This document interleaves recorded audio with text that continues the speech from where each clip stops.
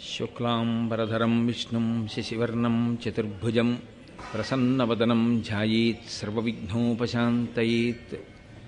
గురుర్బ్రహ్మా గురుర్విష్ణుః గురుర్దేవో మహేశ్వరః గురుః సాక్షాత్ పరబ్రహ్మ తస్మై శ్రీగురవై నమః. వ్యాసాయ విష్ణురూపాయ వ్యాసరూపాయ విష్ణవే నమో వై బ్రహ్మనిధయే వాసిష్ఠాయ నమో నమః. కూజంతం రామ రామీతి మధురం మధురాక్షరం ఆరుహ్య కవితాశాఖాం వందే వాల్మీకికోకిలం. శృతిస్మృతిపురాణానాం ఆలయం కరుణాలయం నమామి భగవత్పాదశంకరం లోకశంకరం. వాగర్ధావివ సంపృక్తౌ వాగర్ధప్రతిపత్తయే జగతః పితరౌ వందే పార్వతీపరమేశ్వరౌ. సూక్తిం సమగ్రేతున స్వయమేవ లక్ష్మీః శ్రీరంగరాజమహిషీమధురైః కటాక్షైః. వైదగ్ధ్యవర్ణగుణగుంభనగౌరవైర్యాం కండూలకర్ణకుహరాः కవయోధయంతి. హైమోర్ధ్వపుండ్రమజహన్మకుటం సునాసం మందస్మితం మకరకుండలచారుగండం. బింబాధరం బహుళదీర్ఘకృపాకటాక్షం శ్రీవేంకటేశముఖమాత్మనిసన్నిధత్తాం. విమలపటీ కమలకుటీ పుస్తకరుద్రాక్షశస్తహస్తపుటీ కామాక్షీ పక్ష్మలాక్షీ కలితవిపంచీ విభాసి వైరించీ. మనోజవం మరుతతుల్యవేగం జితేంద్రియం బుద్ధిమతాం వరిష్టం వాతాత్మజం వనరయూథముఖ్యం శ్రీరామదూతం శిరసా నమామి. ఆపదామపహర్తారం దాతారం సర్వసంపదాం లోకాభిరామం శ్రీరామం భూయో భూయో నమామ్యహం. నారాయణం నమస్కృత్య నరం చైవ నరోత్తమం దేవీం సరస్వతీం వ్యాసం తతో జయముదీరయేత్. హరి ఓం. హరి ఓం. పరమేశ్వర స్వరూపైన సభకి నమస్కారం. నిన్నటి రోజు ప్రారంభోపన్యాసంలో వేంగీ దేశాన్ని రాజమహేంద్రవరాన్ని రాజధానిగా తీసుకుని పరిపాలించినటువంటి రాజరాజ నరేంద్రుని యొక్క కోరిక మేరకు నన్నయ భట్టారకుడు, భట్టారక శబ్దం గౌరవాన్ని సూచిస్తుంది. లలితాపరా భట్టారిక, క్రోధ భట్టారక, శృంగార భట్టారక, అలా నన్నయ భట్టారక అంటే గౌరవనీయమైన వ్యక్తి, పూజనీయమైన వ్యక్తి అని. నన్నయ భట్టారకుణ్ణి ప్రార్థన చేస్తే ఆయన అత్యంత వినయంతో మహాభారతాన్ని ఆంధ్రీకరించడం అనేటటువంటిది అంత తేలికైన విషయం కాదు. కానీ నేను ఎవరికి నమస్కారం చేసి ఎవరి అనుగ్రహాన్ని పొందితే మహాభారతాన్ని ఆంధ్రీకరించడం సాధ్యమవుతుందని ఆయన నమ్మారు. అటువంటి దేవతాస్వరూపాలకన్నిటికీ నమస్కారం చేసి వాల్మీకి మహర్షికి, వేదవ్యాస భగవానుడికి నమస్కారం చేసి భాగవతాన్ని ఆంధ్రీకరించడం ప్రారంభం చేశారు. ఆయన ఆ ఆంధ్రీకరణ ప్రారంభం చేసినటువంటి సందర్భంలో మహాభారతం చెప్పబడినటువంటి విధానం గురించి ప్రారంభం చేస్తాడు. మనకి ఆంధ్ర మహాభారతాన్ని పరిశీలనం చేస్తే మొట్టమొదట ఈ భారతాన్ని చెప్పడం మొదలుపెట్టినటువంటి వాడు సౌతి. తరువాత మళ్ళీ కథ కొంత దూరం వెళ్ళిన తరువాత జనమేజయ సర్పయాగం పూర్తయిపోయిన తర్వాత మళ్ళీ కథాభాగాన్ని చెప్పడం మొదలుపెట్టేటటువంటి వాడు వైశంపాయనుడు. కాబట్టి ముందసలు మహాభారతం ఎక్కడ చెప్పడం అన్నది భూమండలం మీద జరిగిందో, ఎక్కడ మొట్టమొదటిసారి భారత ప్రవచనం జరిగిందో, అటువంటి పవిత్రమైన ప్రదేశమేదో దాని గురించి నన్నయ్య గారు ప్రారంభం చేస్తున్నారు. ఆయన అంటారు, నైమిషారణ్య పుణ్యక్షేత్రమున కులపతి శౌనకొండను పరమమౌని బ్రహ్మర్షి గణ సముపాసితుండై సర్వలోకహితార్థంబు లోకనుతుడు 12 వార్షికోత్తమ సత్రయాగంబు ముగి చేయుచున్న అమ్మునుల కడకు వచ్చి తానుగ్రశ్రవసుడను సూతుడు రౌమహర్షణి సుపౌరాణికుండు పరమభక్తితో ప్రణమిల్లియున్న ఆ కథకు వలన ముని నికాయమెల్ల వివిధ పుణ్యకథలు వినువేట్క అతని పూజించి అపరిమిత విశేష విధులా అని ప్రారంభం చేశారు. దీన్ని మొట్టమొదట నైమిషారణ్యము అనబడేటటువంటి ప్రదేశంలో ఈ మహాభారత ప్రవచనం జరిగింది. మనకి భారతదేశంలో అత్యంత ప్రఖ్యాతమైనటువంటి ప్రదేశములు అనేకమున్నాయి. అందున విశేషించి మిగిలినటువంటి ప్రాంతాలలో అంటే భూమండలంలో భరతఖండాన్ని మినహాయిస్తే అరణ్యంలోకి వెళ్ళడం, అరణ్యంలో ఉండడం అనేటటువంటి సంప్రదాయం మీకు కనపడదు. కానీ ఒక్క భారతదేశంలో మాత్రం ఋషులు తమంత తాముగా కోరి కోరి అరణ్యంలో ఉంటూ ఉంటారు. అక్కడ ఆశ్రమ నిర్మాణం చేసుకుని పరమ ప్రశాంతమైనటువంటి వాతావరణంలో తపస్సు చేస్తూ శిష్యుల్ని పోషిస్తూ శిష్యులకి విద్య నేర్పుతూ వారు అరణ్యంలో నివసించినటువంటి కారణం చేత అరణ్యంలో క్రూర మృగాలు కూడా ఒకదాని పట్ల ఒకదానికున్న క్రౌర్యాన్ని మరచిపోయి అత్యంత ప్రేమతో ప్రవర్తించగలిగినటువంటి తపో వైభవాన్ని ప్రకటించి అసలు అరణ్యము అన్న మాటకి ఒక కొత్త శోభని సంతరింపచేశారు. అందుకే మీకు పౌరాణిక వాంగ్మయాన్ని పరిశీలనం చేస్తే అంత పరమ పవిత్రమైనటువంటి అరణ్యముల పేర్లు కొన్ని వినపడతాయి. అందులో దండకారణ్యము, అది ప్రత్యేకించి శ్రీరామాయణ కాలంలో రామచంద్రమూర్తి ఎందరో ఋషుల్ని దర్శనం చేసినటువంటి ప్రాంతం. దండకారణ్యము, ధర్మారణ్యము, చంపారణ్యము, సైంధవారణ్యము, పుష్కరారణ్యము, నైమిషారణ్యము, ఇలా ఎన్నో అరణ్యాలు. ఈ అరణ్యాలన్నీ కూడా ఋషి స్పర్శ కలిగినవి. అరణ్యము అనేటప్పటికీ క్రూర మృగాలు ఉంటాయి, బాబోయ్ అక్కడికి వెళ్ళకూడదనేటటువంటి భీతితో ఉంటారు మిగిలిన వాళ్ళు. కానీ ఒక్క భరతఖండంలో ఉన్న గొప్పతనం ఏమిటంటే అటువంటి చోటికి వెళ్ళి వీళ్ళు తపస్సు చేస్తే క్రూర మృగాలు వాటికి సహజంగా ఉండేటటువంటి వైరాన్ని మరిచిపోయి అత్యంత ప్రేమతో కలిసిమెలిసి ఉండేవి. అగస్త్య మహర్షి గురించి మీరు కాశీఖండంలో చదివినా అక్కడ వరకెందుకు శంకరాచార్యుల వారి యొక్క జీవితం గురించి చదివినప్పుడు శృంగగిరి పీఠం పెట్టిన ప్రదేశానికి వారు వెళ్ళినప్పుడు మొట్టమొదటిసారి ఒక పాము కప్పకి పడగపట్టి కాపాడి సేద తీర్చడం చూశారు. పరస్పరం శత్రుత్వం కలిగినటువంటి ప్రాణులు కప్ప పాము, అటువంటి కప్పకి పాము పడగపట్టి సేద తీర్చడం ఏమిటి అని వారు అంతర్ముఖులై ఆలోచించారు. ఆయన ఒక్కసారి దివ్య దృష్టితో చూశారు. దివ్య దృష్టి అన్న మాట ఒకటి మనకి తరచుగా కనపడుతూ ఉంటుంది వాంగ్మయంలో. దృష్టి అన్న మాటకు అర్థం ఈ మాంసనేత్రము చూడగలిగినంత ఎంతవరకు చూడగలదో అంతవరకు చూడగలిగి ఉండడం. అది సాధారణంగా లోకంలో మనుష్య ప్రాణులందరికీ ఒకేలా ఉంటుంది. ఏదో కొద్దిగా కనుచూపు యందు దోషం వచ్చిన వాళ్ళ గురించి నేను మాట్లాడటం లేదు, మామూలుగా అందరికీ ఒక్కలాగే ఉంటుంది. కానీ మనుష్య ప్రాణికి ఎటువంటి దృష్టి ఉంటుందో అన్ని ప్రాణులకు అటువంటి దృష్టే ఉంటుంది అని చెప్పడానికి వీలుండదు. ఎందుకంటే ఎక్కడో ఎగురుతున్నటువంటి గ్రద్ద భూమి మీద వెడుతున్నటువంటి చిన్న కోడిపిల్లని చూసి ఇంత నిటారుగా ఇలా వచ్చి కొడితే ఈ కోడిపిల్ల నాకు దొరుకుతుంది అని ఆకాశంలోంచి ఒక్కసారి భూమండలం మీదకి రాగలదు. అంత పైనుంచి చూడగలిగిన చిన్న కంటితో ఉంటుంది గ్రద్ద. ఒక్కొక్క దాని దృష్టి ఒకలా ఉంటుంది. బాహ్యంలో మాంసనేత్రానికి చూడగలిగినటువంటి శక్తి సామాన్యంగా పిలువబడేటటువంటి దృష్టి. దివ్య దృష్టి అంటే ఈ బాహ్యనేత్రాన్ని మూసి ఒక్కసారి దేని గురించి ఆలోచిస్తున్నారో దాని మీద దృష్టి పెడితే ఎక్కడ ఏది జరిగింది అన్నది ఇతరులకు అందని విషయం అలా కన్నులు మూసుకున్నటువంటి వ్యక్తికి గోచరం అవుతుంది, ఆయనకి తెలుస్తుంది. అలా చూడగలిగినటువంటి శక్తి తపస్సు చేత సాధింపబడుతుంది. అది అందరికీ కన్నులు మూసుకుంటే దొరికే విషయం కాదు. అది అటువంటి తపోశాలురైన మహర్షులు ఒక్కసారి భ్రూమధ్యమునందు దృష్టిని కేంద్రీకరించి ఏం జరిగింది అని వారు కన్నులు మూసుకుంటే ఏది జరిగిందో వారికి కరతలామలకం అయ్యేది.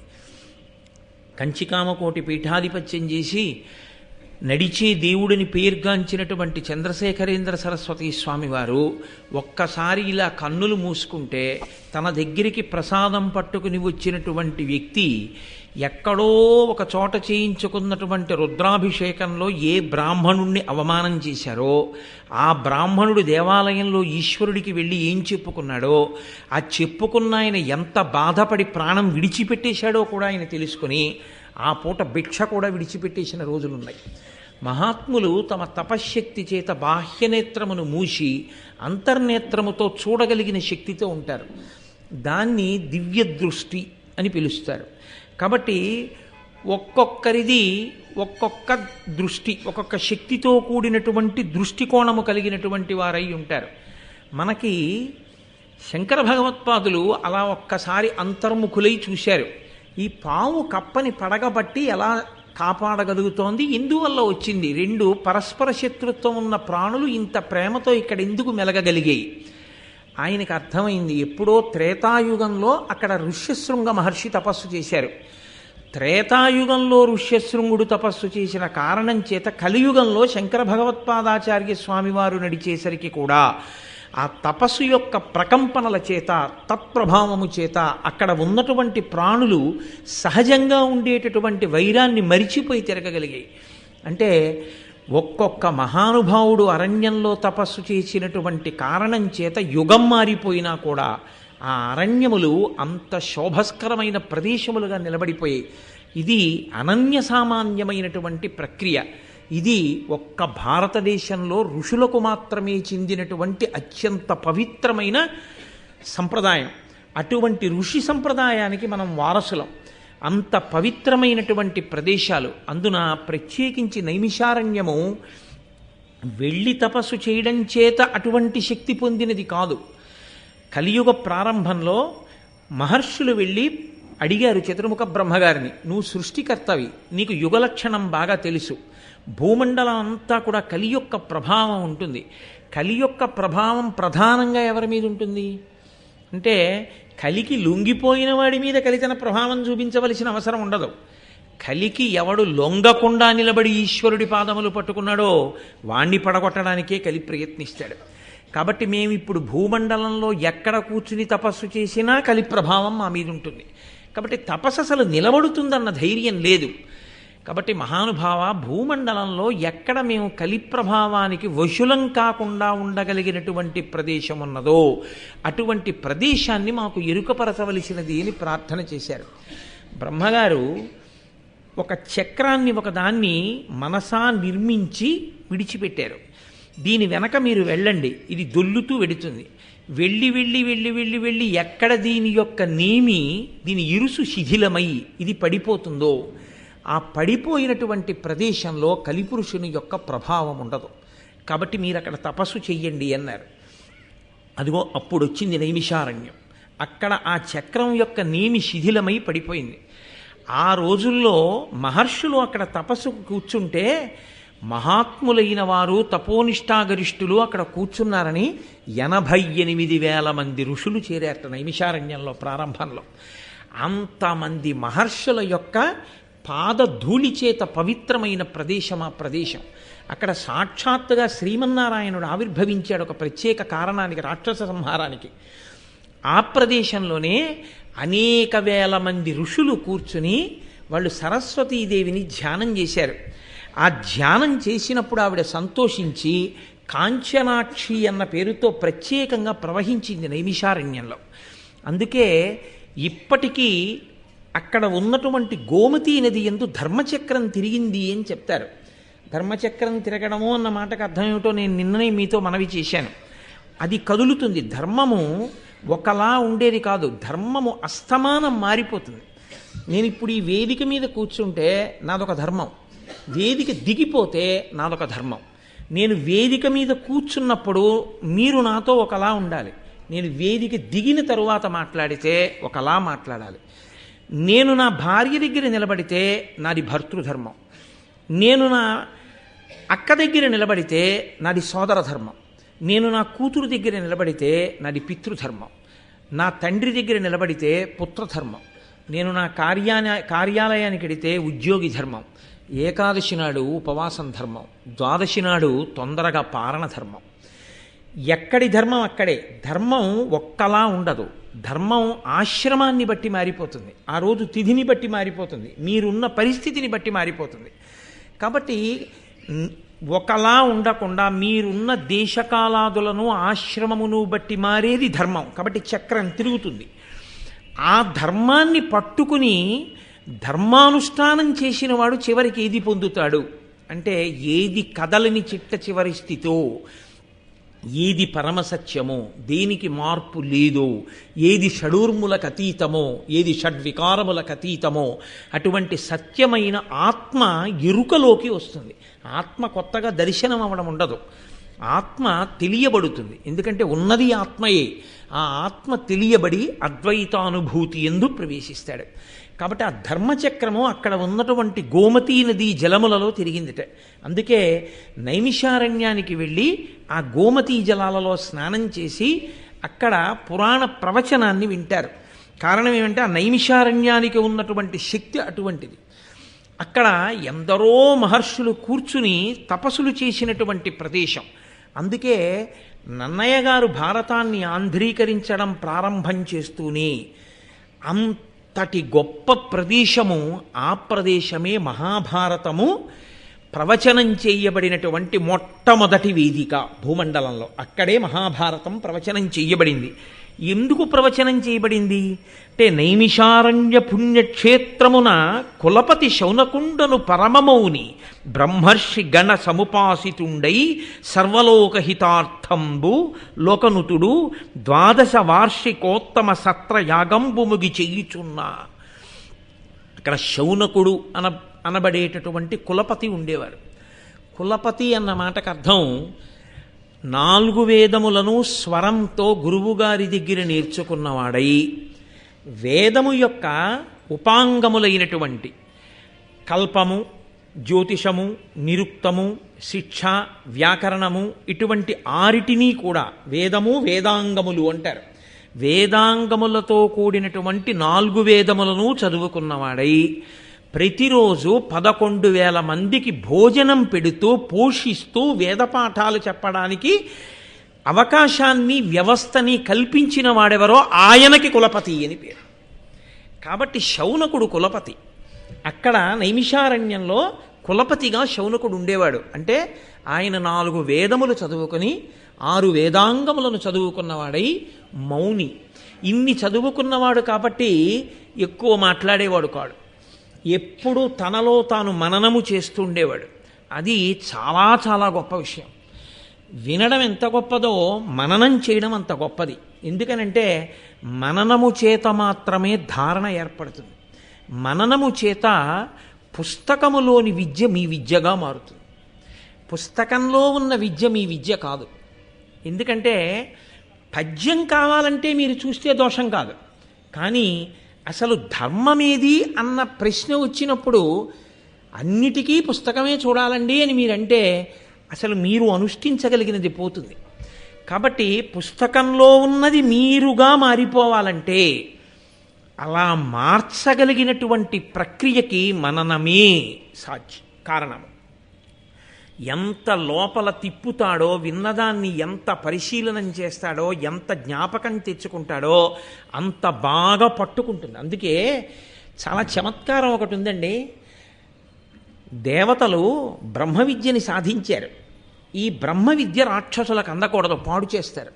కాబట్టి ఎక్కడ దాచాలి దీన్ని అని అడిగారు. పట్టుకెళ్ళి దధీచి మహర్షి దగ్గర దాచండి అన్నారు. బ్రహ్మ విద్యనంతటినీ పట్టుకెళ్ళి దధీచికి ఇచ్చారు. ఇప్పుడు దధీచి ఎక్కడ దాచాలి? ఆయన ఆ బ్రహ్మ విద్యని మననం చేసి అస్థిగతం చేసేశాడు.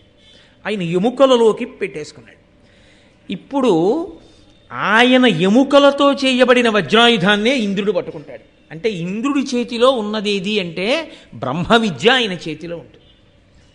కాబట్టి అంత జాగ్రత్తగా దాచారు అనడానికి అర్థం ఏమిటంటే అత్యంత జాగ్రత్తగా విద్యని దాచడం అన్న మాటకు అర్థం ఏమిటో తెలుసా అండి? మీలో పెట్టేసుకోవడం. ఐశ్వర్యాన్ని మీదిగా చేసుకోవడం అన్న మాటకు అర్థం ఏమిటో తెలుసా? దానం చేయడమే. కాబట్టి దేన్ని ఏది చేస్తే మీదవుతుందో తెలుసుకుని ఉండడమే శాస్త్రం. మీరు ఒకలా అనుకుని చేసినది మీకు అభ్యున్నతినివ్వదు. శాస్త్రం ఏది చెప్పిందో అది మీరు చేస్తే అది మీదవుతుంది. కాబట్టి విద్య మీది కావడము అంటే విద్యని నిరంతర మననం చెయ్యాలి. ఎప్పుడో ఎక్కడికో వెళ్ళినప్పుడు ఏదో చెప్తానండి కాదు, ఎప్పుడూ లోపల తిరుగుతూ ఉండాలి, తిప్పుతూ ఉండాలి. ప్రయత్నపూర్వకంగా కాదు, అది అలవాటుగా మారి తిరుగుతూ ఉండాలి. అలా తిరగడం చేత, మననము చేత ఆ విద్య ఏది ఉందో అది కరతలామలకం అవుతుంది. అది స్ఫురణ యందు నిలబడిపోతుంది. ఆ నిలబడినది ఏదుందో అంతిమ శ్వాస యందు స్మరణ దాని యందు నిలబడుతుంది. అది అభ్యున్నతి కారకమవుతుంది. ఇది లలితా సహస్రనామ స్తోత్రంలో ధన్య అన్న నామానికి భాస్కరరాయల వారు వ్యాఖ్యానం చేస్తూ చిట్ట చివరి ఊపిరి ఎవరిది ఎలా వెళ్ళిపోతుందో ఆ వెళ్ళిపోవడం వల్ల మళ్ళీ పునర్జన్మ ఎలా వస్తుందో చెప్పారు ఆయన. తన వారి మీద వ్యామోహం, డబ్బు మీద వ్యామోహం పెట్టుకున్నా, తన శత్రువు మీద వ్యామోహం పెట్టుకున్నా తిరియక్కుగా వెళ్ళిపోతాడు. వెన్నుపాము అడ్డంగా మాత్రమే ఉండే ప్రాణిగా వెడతాడు. ఇక నిలువుగా వెన్నుపాము ఉండదు. అంటే మనిషిగా ఉండడు. దేనిగా ఉంటాడు అంటే కుక్కగానో, పిల్లిగానో, పందిగానో ఏవైనా వెన్నుపాము అడ్డంగా ఉండవలసింది. అటువంటి ప్రాణి ఎవడు శాస్త్రముని నిరంతరము తలుచుకుంటూ ఉంటాడో. ఎందుకని? స్మరణ మనసు మీద ఆధారపడుతుంది, మనసు ఊపిరి మీద ఆధారపడుతుంది. ఊపిరిని కానీ మీరు నియంత్రించగలిగితే మనసు నియంత్రింపబడుతుంది. అందుకే పూజ చేసే ముందు ప్రాణాయామం చేస్తారు. ప్రాణాయామం దేనికి చెయ్యాలి అంటే మనసుని నిలబెట్టడానికి చేస్తారు. మనసుని నిలబెడితే ఏమవుతుందంటే సంకల్ప వికల్పములు ఆగుతాయి. సంకల్ప వికల్పములు ఆగితే ఆందోళనలు ఆగుతాయి. ఆందోళనలు ఆగితే ఒత్తిడి ఆగుతుంది. ఒత్తిడి ఆగితే ఆరోగ్యం నిలబడుతుంది. అందుకు ప్రాణాయామం వచ్చింది. మీరు చూడండి, మనసుని విడిచిపెట్టారనుకోండి ఎన్నిటినో సృష్టిస్తుంది. అంతే, ఎక్కడ లేని ఆందోళన పుడుతుంది. ఈ ఆందోళన ఆరోగ్యానికి భంగకరం అవుతుంది. ప్రాణాయామం చేసేది దేనికి అంటే ప్రాణాయామముగా కాదు ఆరోగ్యకారకం. ప్రాణాయామము మనసును నియంత్రించే సాధనంగా ఆరోగ్యకారకం. కాబట్టి నన్నయ్య గారు ఒక్క మాట అన్నారు అంటే శీసపద్యంలో ఆయనేమి ఊసుపోక ఏదో అనేటటువంటి మాట కాదు. నైమిషారణ్యము అని ఆయన అన్నారు అంటే అంత పరమ పవిత్రమైన ప్రదేశం ఆ ప్రదేశం. అక్కడ శౌనకుడు ఉన్నాడు. ఆయన తానొక్కడే అనుభవించేవాడు కాదు. ఆయన ఇన్ని చదువుకున్నవాడై ఆయన గొప్పతనం ఏమిటంటే భగవంతుడి గురించి చెప్పేవాడొచ్చాడు అంటే చేతులొగ్గి నమస్కరించి అయ్యా మీరు చెప్పండి అని ఉన్నతమైన ఆసనం మీద కూర్చోపెట్టి తాను కూర్చుని పరమ ప్రీతితో, పరమ భక్తితో, పరమ గౌరవంతో అడిగి తెలుసుకుంటాడు. భారతం లాంటి గ్రంథాలని మీరు పరిశీలనం చేసి జాగ్రత్తగా చదివినా విన్నా ఇది చెప్పండి అని అడిగేటప్పుడు ఎంత మర్యాదగా అడగవలసి ఉంటుందో మీకు అర్థమవుతుంది. ఆ భారతాన్ని సరిగ్గా చదవకపోతే సంస్కారంలో దోషం ఉంటే ఎప్పుడు ఏది ఎలా అడగాలో కూడా తెలియని పరిస్థితి వస్తుంది. కాబట్టి నైమిషారణ్యం అనేటటువంటి పుణ్యక్షేత్రంలో శౌనకుడనేటటువంటి పరమ మౌని ప్రతిరోజు 11,000 మందికి అన్నదానం చేశాడు మహానుభావుడు. భోజనం పెట్టి వేదవేదాంగములను శ్రవణం చేయించేవాడు. ఆయన పరమమౌని బ్రహ్మర్షి గణ సముపాసితుండై సర్వలోకహితార్థంబు. ఆయన ఇన్ని చదువుకున్నవాడు, పరమ మౌని అయినవాడు, చుట్టూ బ్రహ్మర్షులతో కూడి ఉన్నటువంటి వాడు. ఆయన చేస్తున్నదేమిటి అంటే 12 సంవత్సరములు కొనసాగేటటువంటి సత్రయాగాన్ని చేస్తున్నట్టు. యాగములు అనేకమైనటువంటి యాగములు ఉంటాయి. మళ్ళీ ఇందులో సత్రయాగము అని ఒక యాగం. ఈ సత్రయాగం చాలా గమ్మత్తుగా ఉంటుంది. బ్రాహ్మణుణ్ణి దానం పట్టమని చెప్పింది శాస్త్రం. ఏమి బ్రాహ్మణుడే ఎందుకు దానం పుచ్చుకోవడం అంటే ఇచ్చిన పంచెల చాపల్లా తాను కట్టేసుకోకూడదు. పంచెల చాపులు పుచ్చుకుంటే ఒక 5 or 6 తాను కట్టుకోవడానికి ఉంచుకుని మిగిలిన పంచెల చాపులు తీసుకెళ్ళి వేరే ఉంచాలి. ఉంచి దేవాలయంలో శారదా నవరాత్రులు అవుతున్నాయండి అన్నారనుకోండి, దీక్షావస్త్రాలుగా కట్టుకోండి అని ఋత్విక్కులకి తీసుకొచ్చి ఓ 10 or 15 పంచెల చాపులు ఇచ్చేసేయాలి. బ్రాహ్మణుడు నేర్చుకోవలసిన మొదటి లక్షణం ఏమిటంటే కేవలము ఉన్నదాన్ని తాను అనుభవించుట కాదు, వైదిక సంస్కారము పెరగడానికి మళ్ళీ తనకి వచ్చిన దాన్ని తిరిగి పెట్టుబడిగా ఇచ్చేస్తూ ఉండాలి. తాను అనుభవించడానికి బ్రాహ్మణుడు పుచ్చుకోకూడదు. అందుకే బ్రాహ్మణుడి జీవితము అంత నిరాడంబరంగా ఉండాలి అని శాస్త్రాలు చెప్పడానికి కారణం అదే. కాబట్టి సత్రయాగము అన్న మాటకు అర్థం ఏంటంటే దానికి యజమానులు ఉండరు. యజమాని ఉంటాడు, చేయించేవారు ఉంటారు యాగాన్ని. యజమాని అంటే కోరిక ఆయనది, ఆయన కొరకు యాగం జరుగుతుంది. దశరథ మహారాజు గారికి పిల్లలు లేరు. దశరథ మహారాజు గారు వశిష్ఠుణ్ణి ఆశ్రయించాడు. వశిష్ఠుడు అన్నాడు అశ్వమేధయాగం చెయ్యాలన్నాడు. అశ్వమేధయాగం చేస్తే ఏమవుతుంది? వశిష్ఠుడికి ఏం కలిసి రాదు. సంతానము కలగకుండా ఏ దోషము ప్రతిబంధకంగా దశరథ మహారాజు గారికి అడ్డం వచ్చి నిలబడిందో ఆ దోషము తొలగిపోతుంది. ఇప్పుడు ఆ దోషము తొలగడానికి ఈ యాగము చెయ్యవలసి ఉంటుంది. వశిష్ఠుడు చెప్పాడు. ఇప్పుడు ఆ యాగం చేశాడు. ప్రతిబంధకం పోయింది. ఇప్పుడు ఏం కావాలి? సత్పుత్రులు కావాలి. పుత్రకామేష్టి చెయ్యి. ఇప్పుడు కొడుకులు కావాలని అడుగు. పాపం పోయింది, ఇప్పుడు నీకు కొడుకులు కలుగుతారు. ఇప్పుడు ఇష్టి చేశాడు, పాయస పాత్ర పట్టుకుని యజ్ఞపురుషుడు పైకి వచ్చాడు. యాగము అన్న మాట, హోమము అన్న మాట, బలి అన్న మాట మూడుంటాయి. వాటిని కొంచెం జాగ్రత్తగా మీరు పరిశీలనం చేయవలసి ఉంటుంది. యాగము, యాగశాల అని ఉంటాయి. ఇప్పుడే పొద్దున్న కుంభాభిషేకానికి వేస్తారు పక్కన యాగశాల. యాగశాల ప్రవేశమే అద్భుతమైన విషయం. అసలు ఆ దీక్షావస్త్రాలు కట్టుకుని మంగళవాయిద్యాలతో లోపలికి వెడతారు. అందరూ యాగశాలలోకి వెళ్ళకూడదు. యాగశాల చుట్టూ ప్రదక్షిణం చెయ్యాలి మనమందరం. యాగశాలలోకి ఋత్విక్కులు వెడతారు. వెళ్ళి అగ్నిముఖంగా హవిస్సునిస్తారు. ఇచ్చి దేవతల్ని పిలిచి పట్టుకెళ్ళండి అని ఇస్తారు. అంటే వాళ్ళకి అన్నం పెడతారు. అగ్నిముఖంగా వాళ్ళ అన్నం తింటారు.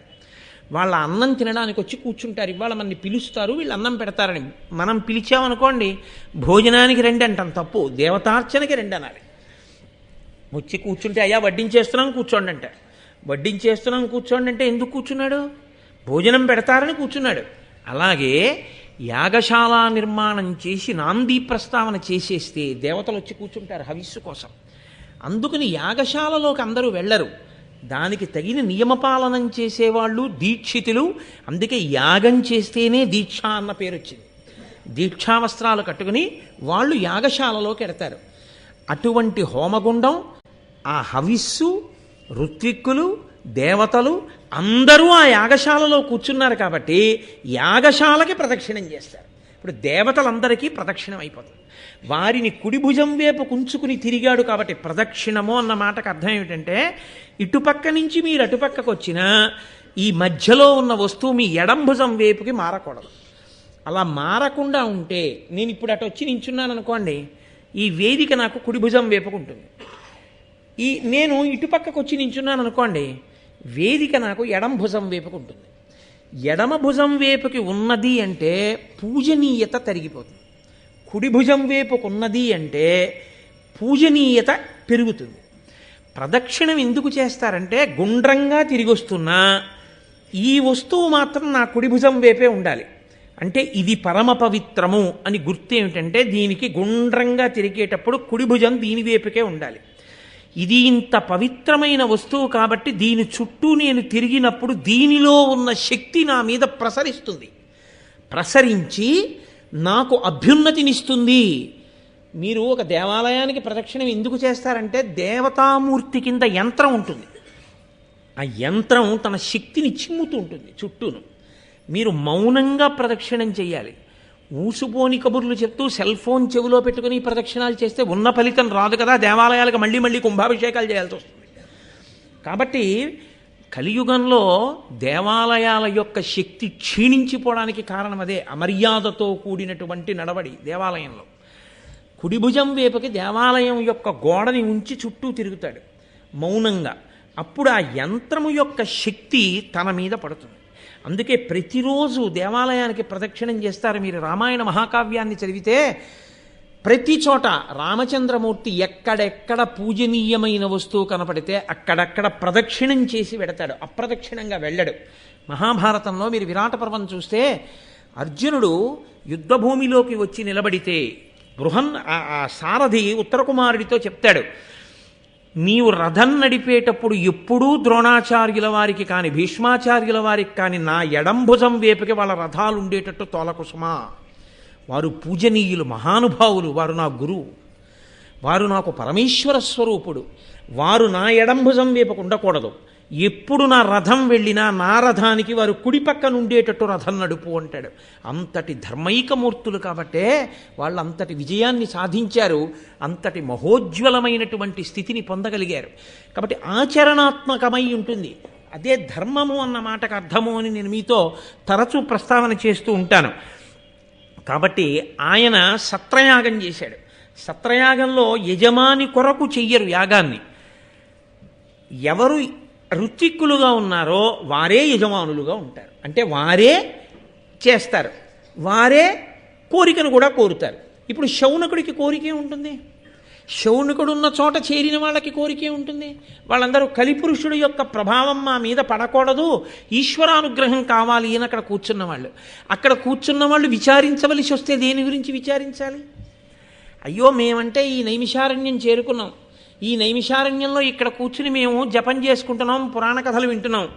కానీ పాపం ఎక్కడెక్కడో పుట్టిన వాళ్ళు, సంసారంలో మగ్గిపోతున్న వాళ్ళు ఈ భూమండలం మీద కలిపురుషుడు యొక్క ఉద్ధతికి వాళ్ళు వశులైపోతున్నారే. కాబట్టి ఇప్పుడు లోకము యొక్క ప్రయోజనము కొరకు, లోకమంతా శాంతిగా ఉండాలి, కలిపురుషుడు యొక్క ఉద్ధతి చేత బాధపడకూడదు. కాబట్టి ఇప్పుడు వాళ్ళు యాగం చేస్తే వాళ్ళకి కోరిక లేదు, కాబట్టి యజమాని లేడు, కోరిక లేదు. కాబట్టి ఋత్విక్కులే యజమానులుగా ఉండి 12 సంవత్సరముల దీర్ఘసత్ర యాగం చేస్తున్నాడు శౌనకుడు. అంటే ఆ అరణ్యం ఎటువంటిది, ఆ ప్రదేశం ఎటువంటిది, అక్కడ ఉన్న మహాత్ములు ఎటువంటి వారు, అసలు వాళ్ళ మనసులు ఎటువంటివి, వాళ్ళు చేస్తున్న యాగం ఎటువంటిది. అక్కడికి వెళ్ళాడు మహానుభావుడైనటువంటి సౌతి. నన్నయ్య మహానుభావుడు మహాభారతంలో ఆయన్ని సౌతి కథకుడు ఈ 2 పేర్లతో ఎక్కువగా పిలుస్తూ ఉంటారు. మళ్ళీ వైశంపాయనుడు వచ్చేంత వరకు కథలో అలాగే పిలుస్తూ తీసుకుని వెడతారు. ఆయన రోమహర్షణుని యొక్క కుమారుడు, ఉగ్రశ్రవసుడు ఆయన పేరు. ఆయన్ని సౌతి అంటారు.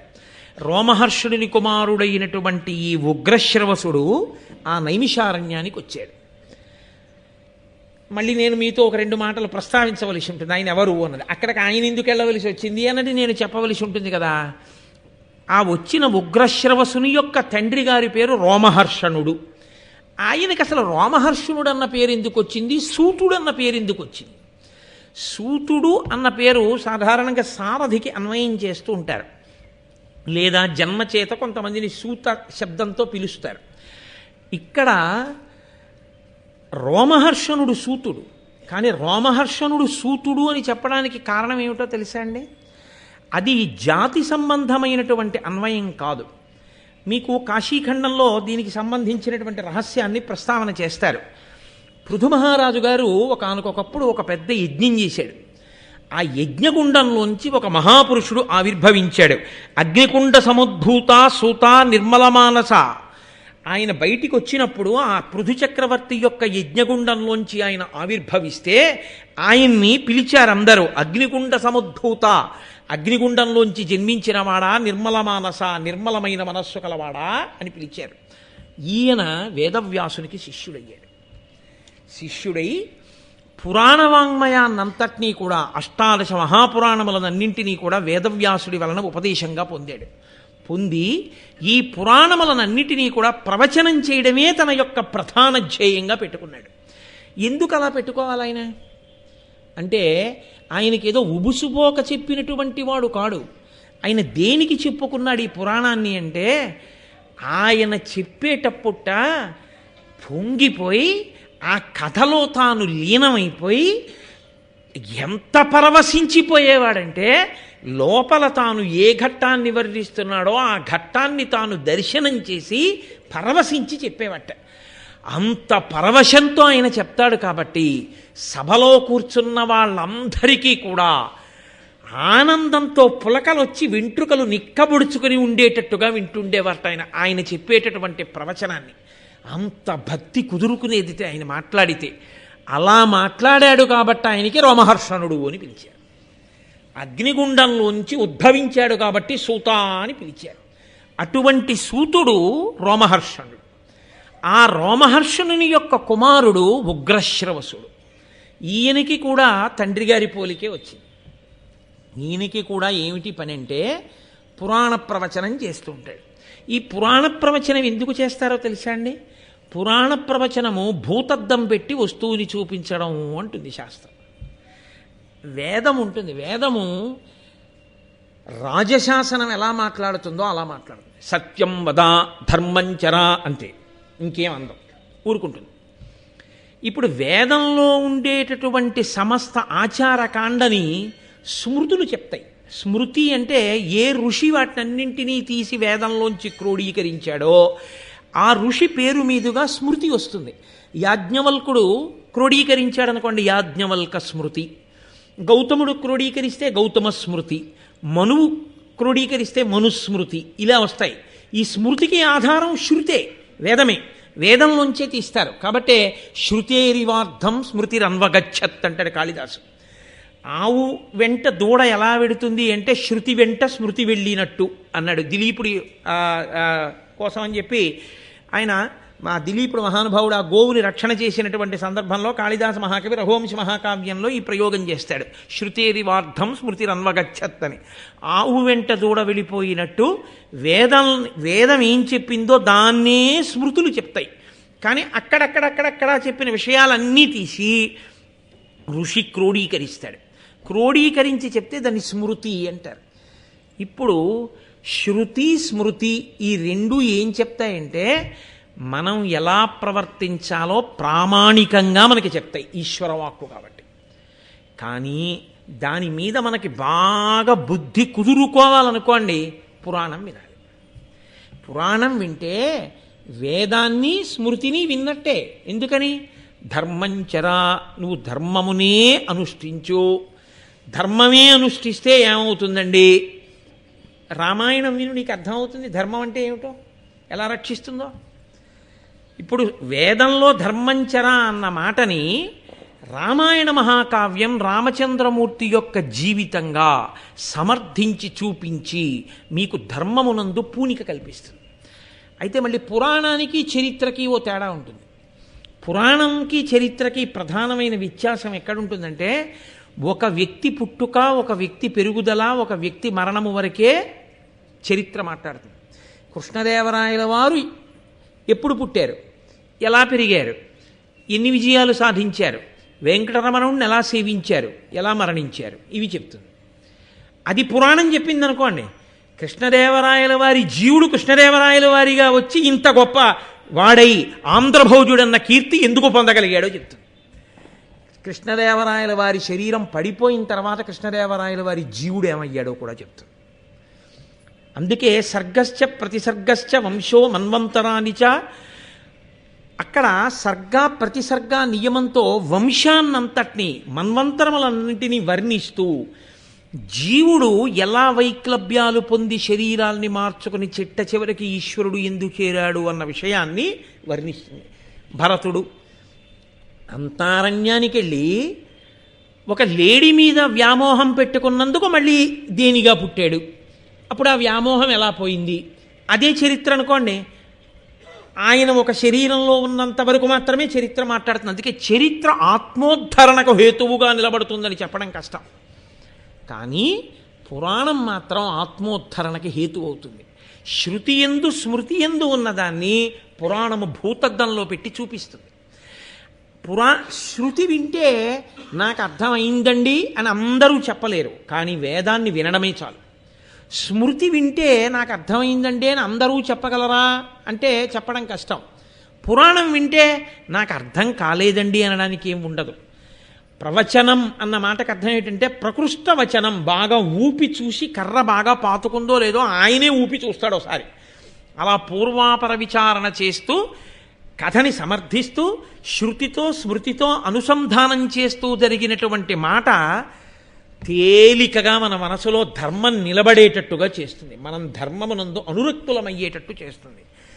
అందుకు ప్రవచనం చేశారు. సూతుడు చేసిన, రోమహర్షణుడైన సూతుడు చేసిన, ఆయన కొడుకైనటువంటి ఉగ్రశ్రవసుడు చేసిన, దేని కొరకు చేశారు ప్రవచనం అంటే వాళ్ళకేదో ఉబుసుపోక కాలక్షేపం లేక అదే పనిగా చెప్పుకుంటూ వెళ్ళిన వాళ్ళు కారు. అందుకే మీకు ఈ పురాణ ప్రవచనము అనబడేటటువంటి ఈ ప్రక్రియ ప్రపంచపటంలో ఏ దేశంలో, ఏ సంప్రదాయంలో, ఏ విశ్వాసంలో మీకు కనపడదో. పురాణమును ప్రవచనము చెయ్యడము అనేటటువంటిది కేవలము సనాతన ధర్మమునందు మాత్రమే ఉన్నది. కాదు, మీకు ఒక యథార్థం చెప్తాను. దేవాలయానికి వచ్చినప్పుడు పెద్దలైనటువంటి వారు ఒక మాట అడుగుతారు, ఇక్కడ ఎప్పుడైనా రామాయణం చెప్పారా అని అడుగుతారు. ఇక్కడ రామాయణం చెప్పారండి అన్నారనుకోండి, ఆ ప్రాంగణానికి ఒక ప్రత్యేకమైన శక్తి ఉంటుంది. అన్నిటికన్నా ఒక ప్రాంగణం పునీతమైంది అని ఎప్పుడు చెప్తారో తెలుసా అండి? అక్కడ భారతం చెప్పి ఉంటే. దేవాలయ ప్రాంగణంలో కూర్చుని భారతం చెప్పినా, దేవాలయ ప్రాంగణంలో కూర్చుని భారతం విన్నా, అది సర్వోత్కృష్టమైనటువంటి స్థితిని కల్పిస్తుంది. అందుకే భారతం వినని వారు ఉండరు. దేవాలయ ప్రాంగణంలో కూర్చుని భారతం వినండి అని ఎందుకు చెప్తారంటే, నేను ఇలా అన్నానని మీరు అనుకోవద్దు. ఇదే భారతాన్ని పట్టుకెళ్ళి మీరు ఒక ఆడిటోరియంలో చెప్పారనుకోండి, మీ చెప్పులు పెట్టుకునే స్టాండ్ లేదనో, షూ కీపింగ్ స్టాల్ లేదనో మీరు చెప్పులు వేసుకుని కూర్చుని వెళ్ళి వింటారు. చెప్పేవాడు మాత్రం వాడికి ఉన్న నిష్ట కొద్దీ చెప్పులు విప్పి కూర్చుని వాడు చెప్తాడు. అంత పరమ పవిత్రమైన భారతాన్ని, పంచమ వేదాన్ని చెప్పులతో కూర్చుని వినడం అన్నది ఎంత దోషం అవుతుంది. అదే ఒక దేవాలయ ప్రాంగణం అనుకోండి, మీరు చెప్పులు విప్పి లోపలికి వస్తారు. ఈశ్వరుని యొక్క సముఖంలో, ఆయన ఎదురుగుండా, ఆయన సభామంటపంలో కూర్చుని మహాభారతం వినడం అంటే కోట్ల కోట్ల కోట్ల జన్మల తర్వాత తప్ప జీవుడికి ఆ అధికారాన్ని పొందే అదృష్టాన్ని ఇవ్వరు అని శాస్త్రములు తెగేసి చెప్తున్నారు. ఎందుకని అంటే మహాభారత ప్రవచనాన్ని వినడమే అంత గొప్ప. ఎందుకని? ప్రతి చోట ధర్మ సూక్ష్మ సమన్వయమే, ప్రతి మాటలో ధర్మ సూక్ష్మ సమన్వయమే. అంత గొప్పగా ధర్మము అనబడేటటువంటి పతాకాన్ని ఎగరవేస్తుంది మహాభారతం. కాబట్టి ఇప్పుడు అక్కడికి ఈ ఉగ్రశ్రవసుడు ఆయన ప్రవచనం చేయగలిగినటువంటి దిట్ట ఆయన అక్కడికి వచ్చారు. ఆయనకెవరు కనబడ్డారు? శౌనకుడు, శౌనకుడితో పాటుగా అక్కడ బ్రహ్మర్షులు ఉన్నారు. ఇప్పుడు ఎవరు ముందు నమస్కారం చెయ్యాలి? కాబట్టి ఉగ్రశ్రవసుని యొక్క వినయం ఏమిటంటే ఆయనే బ్రహ్మర్షులకు నమస్కారం చేశారు. నమస్కారం చేసి కూర్చుంటే వాళ్ళందరూ గబగబా ఆయన చుట్టూ చేరారు. ఒక మహాత్ముడు కనపడినప్పుడు ఆయనతో ఏది మాట్లాడాలో, ఎలా మాట్లాడాలో తెలిసుండి మాట్లాడినవాడు ధన్యతని పొందినవాడు తప్ప ఎవరి దగ్గర ఏది మాట్లాడాలో తెలియక మాట్లాడినవాడు అవకాశం వచ్చినా జార విడుచుకున్నవాడు. ఆయనని వాళ్ళు ప్రశ్న వేశారు, అయ్యా మేమందరం కూడా ఇదిగో ఈ నైమిషారణ్యంలో చేరాం, ఇక్కడ 12 సంవత్సరములు జరిగేటటువంటి సత్రయాగాన్ని నిర్వర్తిస్తున్నాం, మేమందరం కూడా భగవంతుని యొక్క పుణ్యకథలు వినడమనందు అనురక్తులమైనటువంటి వాళ్ళం. నీవు మాకు ఏవైనా భగవత్ సంబంధమైనటువంటి విశేషాలు చెప్పవలసింది. నువ్వు ఎక్కడెక్కడ తిరిగి వచ్చావు, ఈ మధ్యకాలంలో ఏం చూశావు, ఏ తీర్థముల యందు స్నానం చేశావు, ఏ క్షేత్రములు చూశావు అని అడిగారు. మనకి శాస్త్రంలో ఇదో గమ్మత్తైనటువంటి మాట, తీర్థయాత్ర అంటాం తప్ప క్షేత్రయాత్ర అనం. నిజానికి వాడు వెంకటాచలం వెళ్ళొచ్చాడు, తిరుపతి వెళ్ళొచ్చాడు. ఎక్కడికి వెళ్ళొచ్చారండి అన్నారు అనుకోండి, తీర్థయాత్రకి వెళ్ళానండి అంటాడు. తీర్థయాత్రకి వెళ్ళానన్నావు కదా, ఏం చేశావు? వెంకటాచలం వెళ్ళి వాళ్ళు ఇచ్చిన రూమ్లో గీజర్ వేసుకుని స్నానం చేసి వెంకటేశ్వర స్వామి వారి దర్శనం చేసుకొచ్చాడు స్వెటర్ వేసుకుని.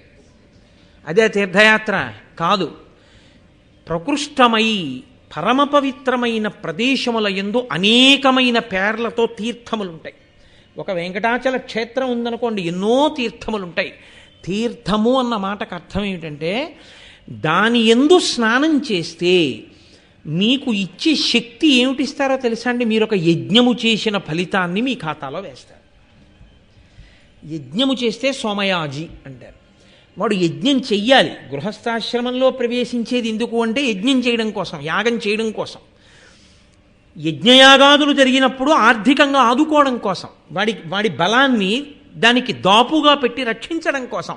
ఏది చెయ్యగలిగితే అది చెయ్యాలి యజ్ఞయాగాది క్రతువులలో. కానీ వాడు అన్ని చెయ్యలేకపోతున్నాడేమోనని అనుగ్రహించి ఈశ్వరుడు కలియుగంలో తీర్థములను ప్రవహింపజేశాడు. తీర్థము వేరు, నది వేరు.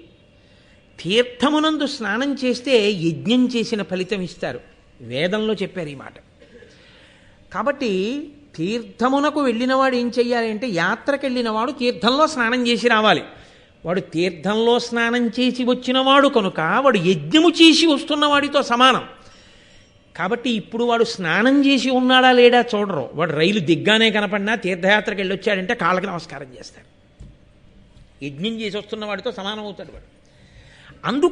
అందుకని యాత్రకు వెళితే స్నానం చేస్తాం. అందుకు కదూ మనం కాంచీ క్షేత్రానికి వెళితే అందరం కలిసి చక్కగా అక్కడ క్షేత్రంలో ఉన్నటువంటి ఒక గొప్ప దేవాలయంలో రథసప్తమి నాడు సంకల్పం చెప్పుకుని అందరం ఆ జిల్లేడాకులు రేగుపండు పెట్టుకుని, అవన్నీ ఎందుకు పెట్టుకుంటారో ముందు 4 మంచి మాటలు చెప్పుకుని సంకల్పం చేసుకుని అందరం అక్కడ ఉన్నటువంటి తీర్థంలో స్నానం చేసి వచ్చాం. అది చెయ్యాలి. అలా చెయ్యమని శాస్త్రాలు చెప్తున్నాయి. కాబట్టి వాళ్ళందరూ అక్కడ చేరి ఉన్నది ఎందుకు అంటే, నువ్వు ఏ ఏ తీర్థములలో స్నానం చేసి వచ్చావు నీకన్నీ తెలుసు. నువ్వు పురాణవాంగ్మయం అంతా చదువుకున్నావు కాబట్టి ఎక్కడ ఏ క్షేత్రం ఉందో తెలుసు, ఏ తీర్థం ఉందో తెలుసు. కాస్త పెద్ద ఆయనతో ఎందుకు ఎడతారండి యాత్రకి? వాళ్ళు తిరగలేక ఎవరితో వెళ్ళారో, ఎవడు కొంచెం అందులో తెలుసున్నవాడు అనుకుంటారో వాడి పెట్టి వీళ్ళందరూ పట్టుకుంటారు. ఆయన పెట్టి పట్టుకోవడం ఎందుకు అంటే ఆయనకి తెలుసు, ఆయన 4 మాటలు చెప్పి చూపిస్తాడని తాపత్రయం. అలా వెళ్ళలేకపోయిన వాళ్ళు అయ్యా ఏమి చూసి వచ్చారంటే అని మిగిలిన వాళ్ళని అడిగి తెలుసుకుని సంతోషిస్తారు కదూ. అలా మీరేమేమి చూసి వచ్చారు మీకు అన్నీ తెలిసి ఉంటాయి కదూ. కాబట్టి మాకు చెప్పండి. తీర్థయాత్రకి వెళ్ళొచ్చిన వాళ్ళింటికి వెళితే అడగవలసిన ప్రశ్న ఇది. వాళ్ళు కూడా ఏం మాట్లాడాలంటే వాళ్ళు తీర్థయాత్ర ప్రారంభం దగ్గర నుంచి మననం చేసుకోవాలి. ఎక్కడెక్కడికి వెళ్ళాం, ఏ గుళ్ళోకి వెళ్ళాం, ఆ గుళ్ళో ఏం చూసాం, అక్కడ స్థల పురాణం ఏమిటి, ఏ తీర్థం, దాని గొప్పతనం ఏమిటి, ఏం స్నానం చేశాం, అక్కడ ఏ మహాత్ముల గురించి మనం విన్నాం, వాళ్ళు జ్ఞాపకం పెట్టుకుని ఇంటికి వచ్చిన వాళ్ళకి వాళ్ళు చెప్తూ పోతే ఆ చెప్పడం చేత విన్నవాడు తరిస్తాడు, వీళ్ళకి మననమవుతుంది. మళ్ళీ మళ్ళీ తీర్థముల పేరు, మళ్ళీ క్షేత్రముల పేరు స్మరించినంత మాత్రం చేత ప్రాసంగిక పుణ్యం పడుతుంది. అది గమ్మత్తు. మీరు కంచి వెళ్ళొచ్చి అయ్యా ఎక్కడికి వెళ్ళొచ్చారండి అన్నారు అనుకున్నా, అబ్బాయి ఏదో వెళ్ళాం లేదురా, ఊరు పేరు కూడా వదిలేదు, నిద్ర లేదు సరిగ్గా, వాడు పడుకొని ఇచ్చాడేంటి, రాత్రి 11ంటికి పడుకోమనేవాడు, మళ్ళీ 4:30కి లేవండనేవాడు, ఇంకేం నిద్ర, అమ్మ నాయన ఇంకెప్పుడు వెళ్ళకూడదన్నారు అనుకోండి, ఆ ఊరి పేరు కూడా చెప్పకుండా ఇంకెందుకు ఆ యాత్ర చేయడం కాదు. మీరు స్మరించి 4 మాటలు చెప్తున్నారు అనుకోండి. అరుణాచలం వెళ్ళామండి, గిరి ప్రదక్షిణం చేశాం అంటే గిరి ప్రదక్షిణ ఏమిటండి అంటే స్థూల శివుడు అండి, కొండ, 8 దిక్కుల దేవాలయాలు ఉన్నాయి, దక్షిణాన యమలింగంతో ప్రారంభం అని మీరు వర్ణన చేస్తుంటే మానసికంగా వెళ్ళిపోతుంటారు. ఒకసారి మీరు మాట్లాడుతుంటే ప్రాసంగిక పుణ్యం, ఆ పేర్లు తలుచుకున్నారు కాబట్టి. అందుకే తీర్థయాత్ర అన్న మాట మీద అన్ని విషయాలు పేర్కొన్నాయి శాస్త్రాలు. సరే ఇప్పుడు నేను మళ్ళీ తీర్థయాత్ర అనగానేమి అని మళ్ళీ ప్రవచనం ఎందుకు కానీ దాని గురించి అందుకు అడగడం. వాళ్ళు నైమిషారణ్యంలో ఉన్నవాళ్ళు చేతకాక ప్రశ్న వేశారని మీరు అనుకోకూడదు. మహాభారతము ధర్మ సూక్ష్మ సమన్వయము. మహాభారతం వింటే మనం ఏం చెయ్యాలో మీరు తెలుసుకోవాలి, నేను తెలుసుకోవాలి. కాబట్టి ఆ ఊంచుకోవడం కోసం భారతం వినడం తప్ప నన్నయ్య గారు బాగా రాశారని నన్నయ్య గారికి సర్టిఫికెట్ ఇవ్వడానికి భారతం చదువుకోవడం ఎందుకు? నన్నయ్య గారికి సర్టిఫికెట్లు మీరు నేను ఇవ్వక్కర్లేదు, ఆయన తరించిపోయారు.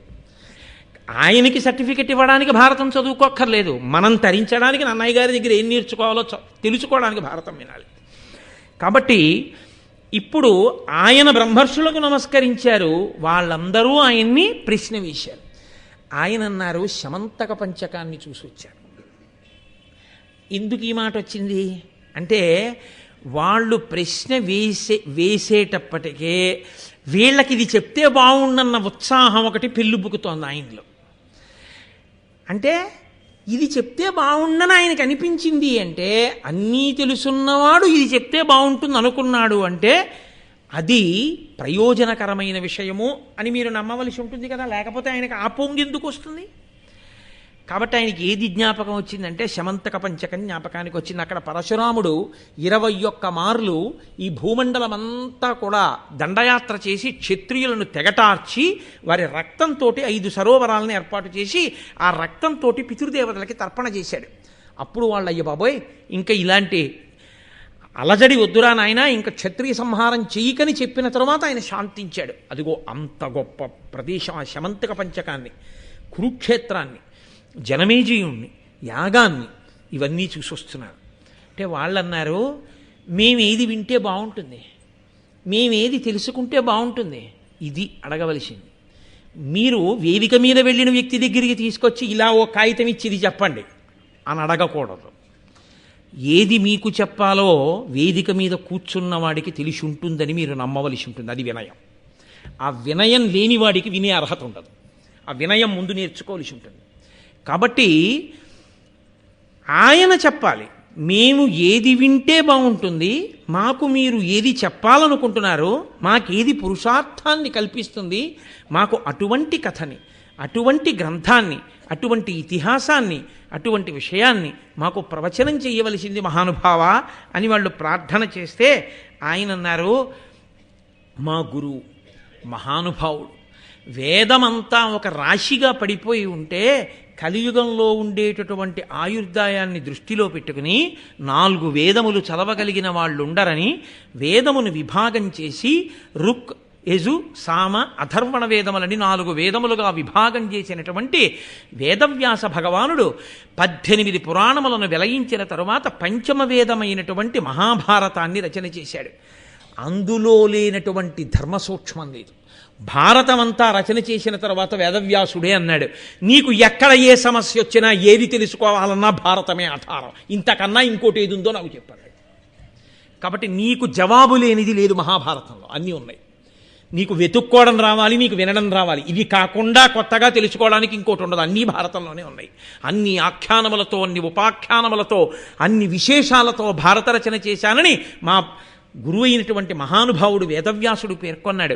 అటువంటి మహాభారతం ఉందే, దాన్ని ధర్మతత్వజ్ఞులు ధర్మశాస్త్రంబని, ఆధ్యాత్మ విధులు వేదాంతమనియు, నీతి విచక్షణులు నీతిశాస్త్రంబని, కవి వృషభులు మహాకావ్యమనియు, లాక్షణికులు సర్వలక్ష్య సంగ్రహమని, ఐతిహాసికులితిహాసమనియు, పరమ పౌరాణికుల్ బహుపురాణ సముచ్చయంబని మహి కొనియాడుచుండ, వివిధ వేద తత్వ వేది వేదవ్యాసుడు ఆదిముని పరాశరాత్మజుండు, విష్ణు సన్నిభుండు విశ్వజనీనమై పరగుచుండ చేసే భారతంబు.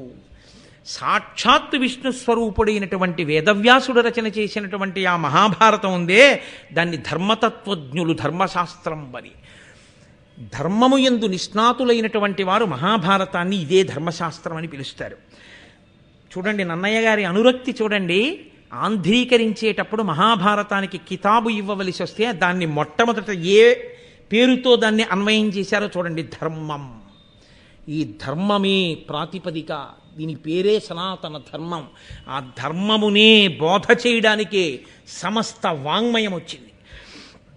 ఆధ్యాత్మ విధులు వేదాంతమనియు, వేదాంతము అంటే వేదముల చివర ఉండేవి ఉపనిషత్తులు. ఆ ఉపనిషత్తుల యందు శిష్యుడు గురువుని ప్రశ్న వేస్తాడు. ప్రశ్న వేస్తే గురువు మాట్లాడతాడు. మాట్లాడితే దాని వలన జ్ఞానము కలిగి ఆ జ్ఞానము వలన మళ్ళీ పుట్టవలసిన అవసరము లేని పునరావృత్తి రహిత శాశ్వత శివ సాయుధ్య స్థితి ఏర్పడుతుంది.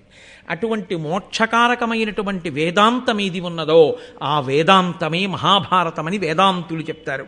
నీతి విచక్షణులు నీతిశాస్త్రం అని, లోకంలో నీతి మాట్లాడేటటువంటి వాళ్ళందరూ మహాభారతం కన్నా నీతిశాస్త్రం లేదు అంటారు. కాబట్టి మహాభారతం గురించి మాట్లాడినా, మహాభారతంలోని ఏ వ్యక్తి గురించి పుస్తకాలు రాసినా ఆ కోణంలో చూసి వ్రాయాలి, ఆ కోణంలోనే మహాభారతాన్ని చూడాలి తప్ప ఇంకొకలా చూసి కవిత్వపరమైన అన్వయం చేసే అధికారం ఎవరికి ఉండదు అన్నది తీర్పు. కాబట్టి కవి వృషభులు మహాకావ్యమనియు, గొప్ప కవులు దాన్ని మహాకావ్యము అని పిలిచారు. ఇంతకన్నా కావ్యం ఉండదు లోకంలో. లాక్షణికులు సర్వలక్ష్య సంగ్రహమని, లాక్షణికులు ఇంతకన్నా గొప్ప లక్ష్యశాస్త్రము వేరొకటి లేదు అన్నారు. ఐతిహాసికులు ఇతిహాసమనియు, ఇతిహాసము అన్న మాటకు అర్థం నేను నిన్న మీతో ప్రస్తావన చేశాను. ఇది ఇలాగే జరిగిన యథార్థమైన గాథ. యథార్థముగా జరిగిన ఒక గాథని ఇంత గొప్పగా చెప్పగలగడం వ్యాసుడికి తప్ప అన్యులకు సాధ్యం కాదు. అది భారతంలోనే సాధ్యమైందంత గొప్పగానని ఐతిహాసికులు ఇతిహాసమని పొగుడుతారు. పరమ పౌరాణికుల్ బహుపురాణ సముచ్చయంబని, పురాణములు చదివినటువంటి వారు మహాభారతంలో లేనటువంటి పురాణం లేదు. అన్ని పురాణములలో ఉన్న విశేషాలు మహాభారతంలో వస్తాయని మహాభారతానికి పెద్దపీట వేసి పొగుడుతారు. వివిధ వేద తత్వ వేది, అనేకమైనటువంటి వేదముల యొక్క తత్వానికంతటికి పుట్ట, ఆ మూలకందమైనటువంటి వేదవ్యాస మహర్షి ఉన్నారే, ఆదిముని మొట్టమొదటి మహర్షి, మహానుభావుడు, పరాశరాత్మజుండు, పరాశరుని యొక్క కుమారుడు, విష్ణు సన్నిభుండు, సాక్షాత్ విష్ణుస్వరూపమైనటువంటి వాడు, వ్యాసో నారాయణ స్వయం. అటువంటి వాడు మనకి అందించినటువంటి మహాభారతం. నేను దాని గురించి ప్రవచనం చేస్తాను, చక్కగా మీ అందరూ వినండి అని. అక్షౌహిణి అన్న మాటకు అర్థమేమిటో, పర్వం అంటే ఏమిటో, మహాభారతంలో ఎన్ని పర్వాలున్నాయో, ఆ పర్వాలలో ఉండేటటువంటి కథా సారాంశం ఏమిటో, ఒక్కొక్క పర్వానికి ఒక్కొక్క పేరు ఎందుకు వచ్చిందో 18 పర్వముల గురించి విహంగ వీక్షణంగా ఒక్కసారి చెప్పాడు. సంక్షేప రామాయణం అంటారు చూసారా, అలా ఒక్కసారి. ఇలా ఎందుకు చెప్తారో తెలుసా అండి? జిజ్ఞాసు అయినటువంటి వాడైతే అమ్మో ఇన్ని విషయాలున్నాయి, మనకి మళ్ళీ ఎలా అందుతుందిరా, ఇది వినాలి, ఇలా ఆయన చెప్పి వెళ్ళిపోవడం కాదు, వివరంగా విందామని బాగా నాకు వివరించి చెప్పండి అని అడుగుతారు. వివరించి చెప్పమని అడగడం శిష్యునకు ఉండవలసిన లక్షణం. ఓసారి అలా పైన చదివేస్తే విని సంతోషపడిపోయితే అంతకన్నా లోతుగా తెలుసుకుందామనేటటువంటి జిజ్ఞాస లేకపోతే వాడు సరి అయిన అధికారి కాడు అని గుర్తు వినడానికి. కాబట్టి ఆ ఉత్సాహము ఉన్నవారేనా మహాభారతం నాకేనా సంతోషం, వీళ్ళు అలా వింటారా? ఒక్కసారి సంక్షేపంగా చెప్పాడు. వాళ్ళన్నారు కాదు కాదు, అలా నువ్వు ఏదో పర్వంలో ఇలా కదా, ఆదిపర్వం అంటే ప్రారంభం అంటే ఇదిగో ఇలా ఉంటుంది, ఇలా పాండవులు పుట్టారు, కౌరవులు పుట్టారు, వాళ్ళు పెద్దవాళ్ళేరా, అయిపోయింది ఆదిపర్వం, సోహాపర్వం, అలా చెప్తే మేము ఒప్పుకోం. మాకు చాలా వివరంగా కావాలి. అందులో అబ్బో మాకు ఇన్ని, ఏదో అగ్నిహోత్రపు నెగడు దగ్గరికి వెళ్ళి కర్రపట్టి తోస్తే ఒక్కసారి రవ్వలు పైకి రేగినట్టు నువ్వు చెప్పిన ఆదిపర్వం కథ వింటే మా మనసులో ఎన్ని ఆలోచనలు వచ్చేసాయో. అసలు ఆ శంతన మహారాజు ఏమిటి, ఆ భీష్ముడు ఏమిటి, పిల్లాడేమిటి, ఆ ప్రతిజ్ఞ చేయడం ఏమిటి, గంగ ఏమిటి, అష్టవసువులు ఏమిటి, శాపం ఏమిటి, వాళ్ళు భూమి మీద పుట్టడం ఏమిటి, గంగ పట్టుకెళ్ళి గంగలో బారేయడం ఏమిటి, 8వ వాడు మహాపురుషుడు అవడం ఏమిటి, దీర్ఘకాలం ఉండడం ఏమిటి, పెళ్లి చేసుకోకపోవడం ఏమిటి, అది ధర్మ విరుద్ధం కదా, ఇవన్నీ ఎలా జరిగాయి మాకు వివరంగా చెప్పు. అలా ఏదో చెప్పేసి అయిపోయిందంటే మేము ఒప్పుకోం. అంటే వాళ్ళకి జిజ్ఞాస ఉంది. చాలా సంతోషించాడు ఆయన. సంతోషించి ఆయన అన్నాడు, మీకు నేను తప్పకుండా అలాగే మహాభారతాన్ని వివరణ చేస్తాను వినండి అని జనమేజయుడి దగ్గర ప్రారంభం చేశాడు. ఎందుకని అప్పుడే కదా జనమేజయుడి యొక్క యాగశాల నుంచి వచ్చానని చెప్పాడు కదా. అందుకని ఇప్పుడు మహాభారతం అంటే ఆయన ప్రవచనం నైమిషారణ్యంలో మొట్టమొదట మహాభారతాన్ని ప్రస్తావన చేసేసరికి అప్పుడే ఆయన చూసి వచ్చినటువంటి ఆ యజ్ఞశాలతో కూడినటువంటి ఘట్టాల గురించి వివరణ చేస్తూ ప్రారంభం చేశాడు. ప్రారంభం చేస్తూ ఆయన అన్నాడు, జనమేజయుడనబడేటటువంటి రాజు చంద్రవంశంలో పాండవుల యొక్క వారసుడిగా జన్మించి ఒక గొప్ప యజ్ఞాన్ని చేశాడు. ఆ యజ్ఞంలో ఆయన తనకి అని కోరుకుని చేసినవాడు కాడు. ఆయన దేని కొరకు చేశాడు ఆ యజ్ఞాన్ని అంటే ప్రజల యొక్క సంక్షేమం కోసం, తన రాజ్యంలో ఉండేటటువంటి ప్రజల యొక్క అభ్యున్నతి కోసం యజ్ఞం చేశాడు. అంటే ఇక్కడ మీరు ఒక విషయాన్ని బాగా గమనించవలసి ఉంటుంది. వేదము యొక్క ప్రమాణమును అంగీకరించి యజ్ఞయాగాది క్రతువులు లోకక్షేమమునకు హేతువులని నమ్మినటువంటి ప్రభువు సింహాసనం మీద ఉన్నాడు. కాబట్టి ఆ రాజు కారణంగా నెలకొక వాన పడుతుంది.